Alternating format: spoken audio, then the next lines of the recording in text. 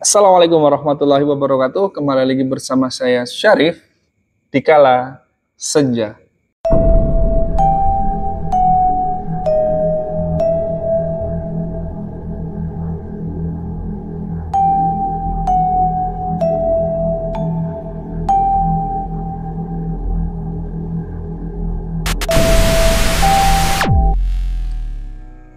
Bismillah.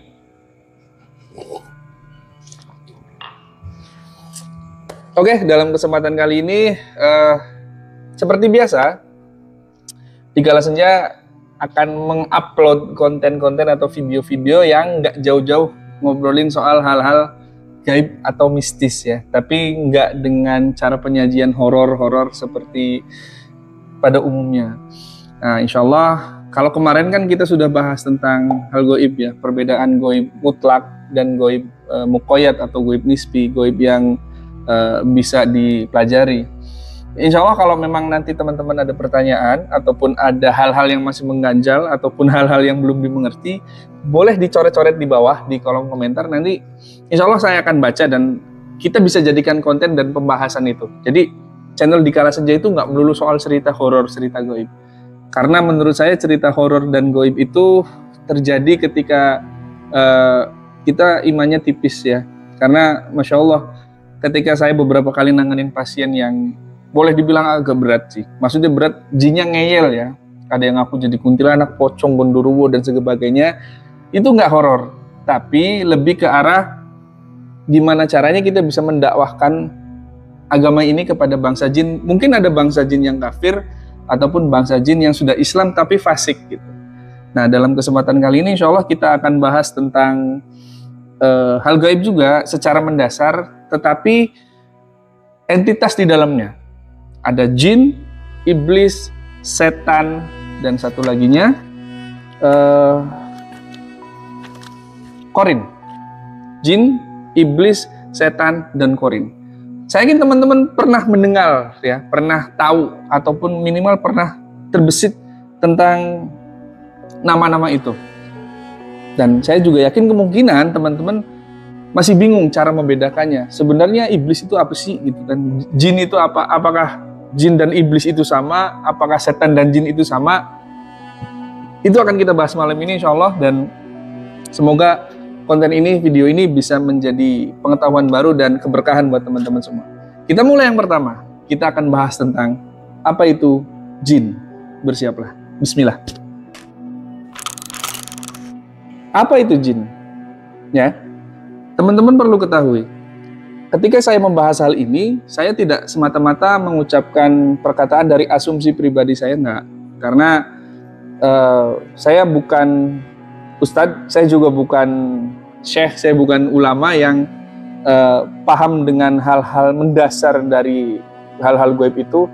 Tapi saya hanyalah seorang peruqyah biasa yang coba ingin berbagi dengan teman-teman dengan gaya saya. Makanya saya nggak pernah mau pakai pakaian yang jubah dan sebagainya gitu kan. Identitas ustadz saya nggak mau, karena ranah saya bukan di situ. Saya enak ngobrol seperti ini, dan mungkin insya Allah hal-hal yang seperti ini bisa diterima dengan mudah sama teman-teman ya.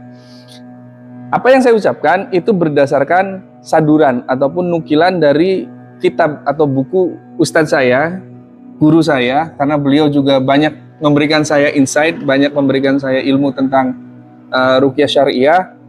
Nama kitabnya itu mengupas lebih dalam gangguan jin, sihir, dan hasad. Kurang lebih ada 1030 halaman. Dan Masya Allah ini kitab yang lengkap. Nggak akan habis selama 3 tahun kita bahas ya. Jadi insya Allah kita akan bahas tentang apapun dalam video ini berdasarkan data, dalil Al-Quran, dan hadis-hadis dari Rasulullah SAW. Yang pertama, apa sih itu jin? Nah, jin ya, secara singkat beliau Ustadz mengatakan bahwa jin adalah suatu makhluk atau jenis makhluk yang Allah Ta'ala ciptakan dari api. Dari api. Sebagaimana yang dikatakan Allah Ta'ala dalam Al-Qur'annya di surah Ar-Rahman ayat 14-15, Dia menciptakan manusia dari tanah kering ya, kita sebagai manusia, dan menciptakan jin dari nyala api. Oke, dari situ kita pahami dulu tuh. Manusia tercipta dari tanah kering dan bangsa jin tercipta dari api, nyala api. Kemudian diperkuat juga menurut Ibnu Aqil, sebagaimana yang dikutip oleh Asyibli dalam buku Ahkam al-Marfan fi Ahkam al-Jan, mengatakan bahwa jin disebut demikian karena secara bahasa jin itu artinya tersembunyi, ya. Jadi sekali lagi kalau dibilang tapi ada kok jin yang selalu menampakkan, betul, itu jin yang sudah bermanifestasi ataupun bertransformasi ke alam kita gitu. Kalau dilihat dari secara bahasa, jin itu artinya tersembunyi, terhalang dan tertutup. Makanya mayoritas ya, sebagian besar malah bangsa jin itu ya mereka bisa melihat kita, tapi kita nggak bisa melihat mereka secara langsung. Disebut jin karena makhluk ini terhalang dan tidak dapat terlihat. Karenanya sedikit sekali manusia-manusia yang ngaku bisa melihat bangsa jin. Itu perlu dipertanyakan keimanannya, karena menurut Imam Syafi'i mengatakan bahwa orang-orang yang mengaku bisa melihat bangsa jin dalam bentuk aslinya, maka syahadatnya tertolak. Itu. Tapi gimana Mas, kalau misalkan ada tetangga saya, anak saya, ataupun keponakan saya melihat suatu hal yang nggak bisa kita lihat, contoh kayak, mah di situ ada apa di bawah pohon, kok ada anak kecil, tapi kita nggak bisa lihat. Itu jin, betul. Tapi kemungkinannya dua. Yang pertama, di dalam mata anaknya ibu atau bapak ataupun teman-teman atau keponakannya ada jinnya di dalam tubuhnya, itu permainan korin. Atau yang kedua, itu hanyalah halusinasi. Halusinasi karena anak kecil yang mungkin ada istilah teman bermain. Contoh, mungkin teman-teman pernah kecil dan ketika kecil suka mainan pesawat-pesawatan gitu ya. Ini bisa terbang, kemudian main Ultraman sama monster, suka berantem-beranteman. Itu adalah teman-teman imajinasi. Begitupun anak-anak kecil yang katanya anak ini bisa ngelihat ini, anak itu bisa ngelihat itu. Jangan langsung ambil kesimpulan bahwa jangan-jangan dia indigo. No, bukan. Bisa jadi itu hayalan mereka dan itu wajar di anak kecil, ya. Itu yang harus dipahami. Karena apa? Kita tidak boleh bermudah-mudah dalam hal itu karena ranahnya sudah menggeser tauhid, nantinya ruwet juga. Itu jin. Jin itu apa? Jin itu makhluk Allah yang tercipta dari api. Kalau kita manusia dari tanah liat, kalau jin tercipta dari api yang sangat panas. Kemudian yang kedua, apa itu iblis? Setelah tadi kita nanti kasih contoh kasusnya ya. Yang kedua, apa itu iblis? Perbedaannya apa dengan jin dan manusia? Nah, kemudian di sini dijelaskan juga di dalam Al-Qur'an kata iblis hanya disebut dalam bentuk tunggal dan tidak ada bentuk jamak. Berbeda dengan setan yang memiliki bentuk jamak. Syayatin, ya, syayatin itu bentuk jamak dari setan. Hal ini menunjukkan bahwa iblis hanyalah satu. Ingat teman-teman, jin banyak, setan juga banyak. Tapi iblis cuman satu. Iblis cuman satu. Ini yang harus teman-teman pahami. Biar nanti ketika ngobrol ataupun melihat kasus, nggak latah dia kesurupan iblis. No, iblis cuman satu. Tapi iblis juga merupakan bangsa jin karena iblis diciptakan dari api. Iblis itu bangsa jin, ya. Iblis itu bangsa jin yang penciptaannya dari api. Kadang-kadang Allah Ta'ala di dalam Al-Quran menyebutkan iblis dengan setan. Dikarenakan iblis berasal dari kata balasa dengan arti taroda yang maknanya terusir. Jadi iblis itu dari kata balasa atau taroda yang artinya terusir dari rahmat Allah Ta'ala. Namun banyak dari ahli bahasa yang mengatakan bahwa makna balasa, ya, balasa asal katanya itu ya'isa, yaitu yang terputus asa, hopeless gitu. Jadi makna iblis adalah putus asa dari rahmatnya Allah Ta'ala. Ingat, iblis hanya satu, Dan iblis itu termasuk ke dalam golongan bangsa jin yang terusir. Terusir dari mana? Dari surga. Emang dulu iblis ada di surga? Iya, itu dijelaskan dalam surat Al-Baqarah, di mana ketika Allah Ta'ala menciptakan Nabi Adam alaihissalam, dan di situ mungkin teman-teman juga sudah tahu ya, ada konflik gitu kan. Ketika iblis disuruh sujud kepada Adam, bukan berarti sujud untuk menyembah, tapi tunduk patuh dengan perintah Allah. Waktu itu iblis menolak dan akhirnya diusir oleh Allah. Nah, makanya kata iblis itu terusir. Terusir. Sekali lagi, iblis cuma satu. Iblis itu dari golongan bangsa jin. Allah Ta'ala jelaskan di surah Al-Baqarah ayat 36. Lalu keduanya digelincirkan oleh syaitan dari surga itu dan dikeluarkan dari keadaan semula. Dan kami berfirman, turunlah kamu, sebagian kamu menjadi musuh bagi yang lain, dan bagi kamu dan tempat kediaman di bumi, dan kesenangan hidup sampai waktu yang ditentukan. Itu mungkin ngarahnya ke memberikan pengaruh atau memberikan bisikan kepada Adam dan Hawa alaihissalam. Jadi teman-teman harus paham, teman-teman harus tahu, iblis itu cuma satu, poinnya ya. Iblis itu cuma satu, iblis itu salah satu golongan dari bangsa jin, makhluk dari bangsa jin. Kemudian iblis juga dulunya pernah di surga, salah satu makhluk atau jin yang bisa dibilang bertakwa hingga tidak mau bersujud kepada Adam hingga terusir dari surga. Dan akhirnya iblis mengikrarkan diri, ya Allah berikanlah saya umur panjang, niscaya saya akan menyesatkan anak cucu Adam. Kemudian Allah Ta'ala mengabulkan permintaan itu sebagai bahan ujian untuk manusia. Jadi kalau pertanyaannya, apakah iblis mati? Ya, iblis mati. Tapi sekarang belum. Iblis akan mati ketika hari kiamat. Jadi sekian banyak jin yang ada di seluruh alam semesta ini, hanya satu jin yang tidak mati sampai hari kiamat itu datang, yaitu iblis laknatullah alaih. Kemudian itu iblis ya. Kemudian yang ketiga, setan. Apa itu syaitan? Tadi jin sudah, kemudian iblis juga sudah. Nanti kita berikan contoh kasus-kasusnya. Kemudian setan. Apa sih itu setan?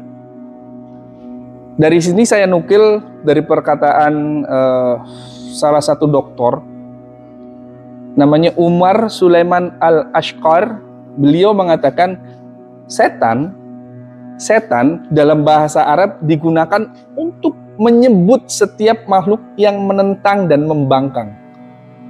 Ya, sekali lagi, setan dalam bahasa Arab digunakan untuk menyebut setiap makhluk yang menentang dan membangkang. Teman-teman bisa dilihat di kitab Al-Muljini Wasyaitani halaman 16. Kenapa dinamakan setan? Karena dari katanya, dari kosakatanya sendiri dalam bahasa Arab, syutun, yang artinya jauh, ya. Syutun itu artinya jauh, karena setan dijauhkan dari rahmat Allah Ta'ala. Setan adalah kalangan jin yang durhaka. Ingat, bangsa jin ada setannya. Bangsa manusia juga ada setannya, ya. Jadi nggak semua jin itu setan, nggak semua manusia juga setan.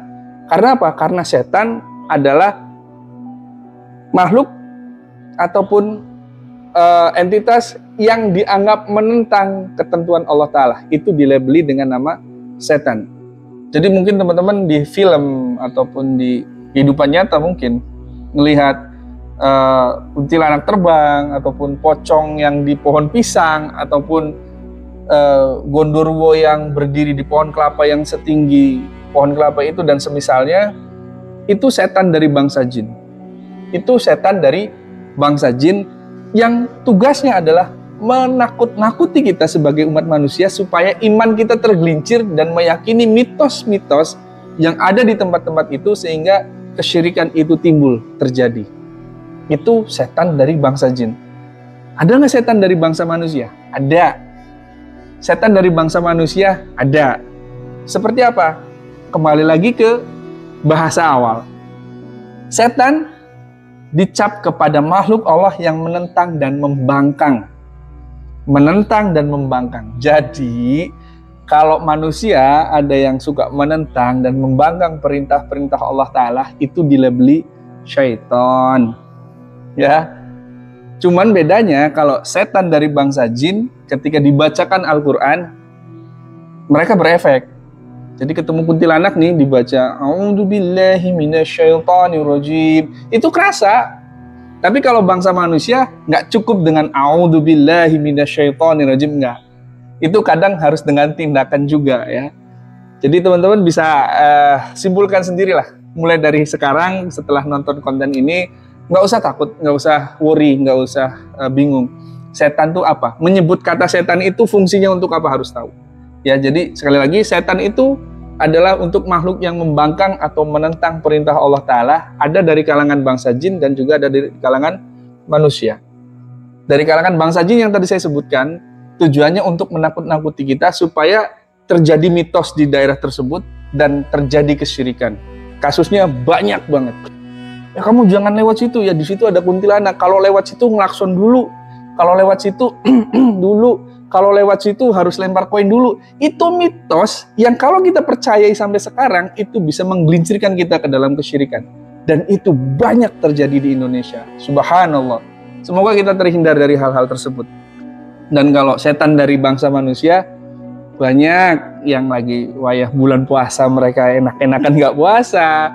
Yang kalau ada suara azan mereka pura-pura nggak dengar. Nah, teman-teman bisa menilai sendiri itu apa. Karena menentang dan membangkang. Subhanallah. Semoga kita nggak termasuk ke dalam golongan orang-orang tersebut. Ya, itu setan.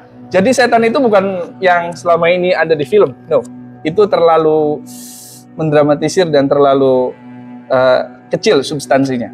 Oke, jin sudah, iblis sudah, setan sudah. Sekarang kita pindah ke korin. Nah, apalagi tuh? Korin. Korin dalam hal ini itu dijelaskan ada salah satu perkataan dari Syekh Utsaimin rahimahumullah. Apa itu korin? Kemudian beliau menjawab, korin adalah setan yang ditugasi untuk menyesatkan manusia.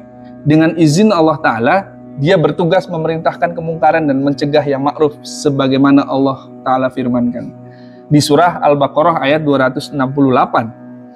Setan menjanjikan kekafiran untuk kalian dan memerintahkan kemungkaran, sementara Allah Ta'ala menjanjikan ampunan dan karunia-Nya. Allah maha luas lagi maha mengetahui. Jadi apa itu korin, Kang? Mas Arif, korin itu apa? Gampangannya gini deh. Korin itu jin yang sudah Allah install, yang sudah Allah pasangkan ke dalam tubuh kita manusia dari semenjak kita lahir sebagai bahan ujian. Karena korin itu tergantung kitanya. Ada riwayat lain mengatakan korin itu ada dua.